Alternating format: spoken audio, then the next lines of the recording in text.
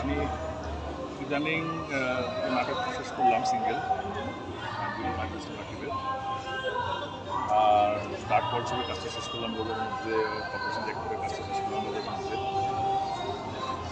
নাইটের ছবি ডাবিং শেষ করলাম। এই তো এই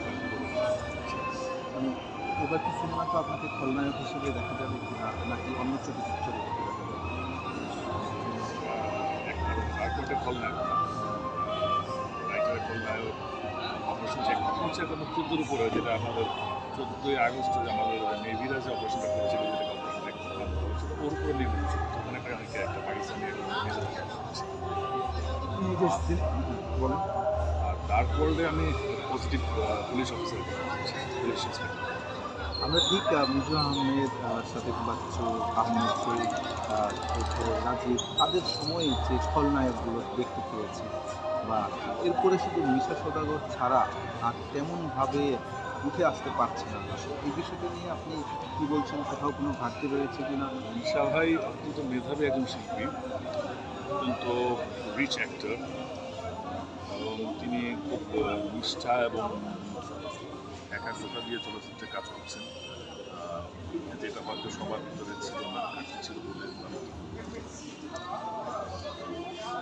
আরেকটা বিষয় হচ্ছে, পর্দায় আপনার উপস্থিতি আমরা আগে যেরকম দেখতাম, এখন আসলে সেই উপস্থিতি আসলে পাচ্ছি না। এখন সেরকম ছবি হচ্ছে না, আর হয়তো এখন আমার আগের মতো চাহিদাও নেই আমার। এই কারণে কি দর্শকদেরও চাহিদা কমে গেছে মুভি দেখার উপর থেকে বাংলা সিনেমা? একটু তো দর্শক তো একটু কমেছে, স্বাভাবিক, এটা আমরা সবাই জানি।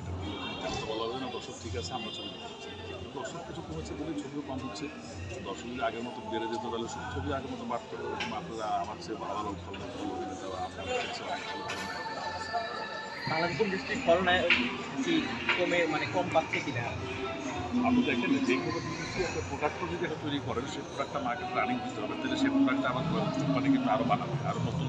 আগের বার যেটা 600 গ্রাম বানিয়েছিল, পুরোটা 1 কেজি। আমাদের দেশে যে অ্যাকশন ধারণার যে চলচ্চিত্রগুলো নির্মাণ হতো আগে, সেই এখনকার চলচ্চিত্রের ট্রেন্ড কিন্তু বদলে গেছে। এখন দেখেন আপনার কোরআনের মতো ছবি হিট হচ্ছে, হাওয়ার মতো ছবি হিট হচ্ছে, এই টাইপের গল্প নির্ভর ছবিগুলো। শাকিব খান সাহেবের প্রিয়তমা যে ছবিটা সবচেয়ে বেশি হিট হলো, এগুলো কিন্তু আমাদের অ্যাকশন রোমান্টিক ট্রেন্ডের ছবি না। এখন যেহেতু গল্পের উপরে বেছে বেছে, ক্যারেক্টারের উপরে বেছে, চরিত্রের উপরে বেছে বেছে ছবি করা হয়, আমার কাছে মনে হচ্ছে যে অ্যাকশন, আমরা যে সমস্ত অ্যাকশন ভিলেন মারামারি দৌড়াদৌড়ি, ওই ধরনের গল্প তৈরি হচ্ছে না বলে আমাদের বুঝতে পারছি। একটু নির্বাচন প্রসঙ্গে যাই। বর্তমান যে দুদিন পরেই শিল্পী সমিতির নির্বাচন, আপনার দিক থেকে আসলে কেমন দেখছেন যে কি বিরাজ করছে আসলে এই মুহূর্তে?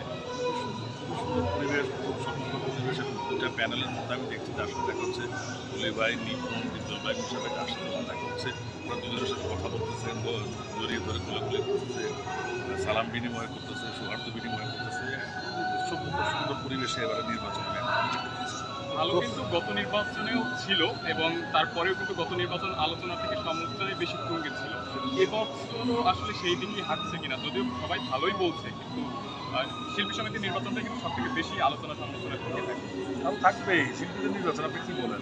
রাশি বাসান নাকি 10টা আছে নাকি বাংলাদেশ? শাকিব খান কি 3টা আছে নাকি বাংলাদেশ? কারা একজন সিনিয়র আর্টিস্ট হিসেবে আপনার কাছে এখন পর্যন্ত যতগুলো কমিটি রয়েছে, আপনার দেখা কোন ঘাটতিটা আপনার কাছে মনোমতিটা পছন্দ হচ্ছে না? এই চলচ্চিত্র সমিতির কমিটি বিগত থেকে এখন পর্যন্ত রয়েছে, 100 জন হয়, সবার নেতৃত্ব নেয়, সবার কর্মপন্থা হয়।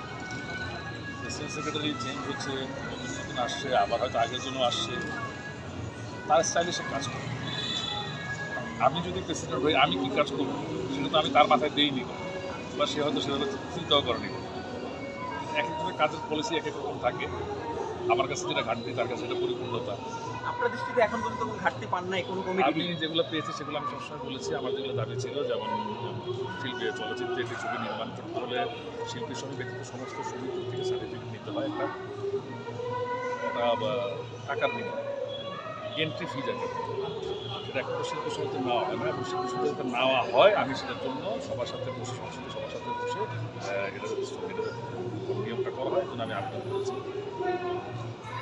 এটা আগে শেষ হোক, তারপর যদি আরও একটা বেরোতে হয় তখন বলতে একটা আমার উপদেশ তারা করবে না করবে। শিল্পী সমিতি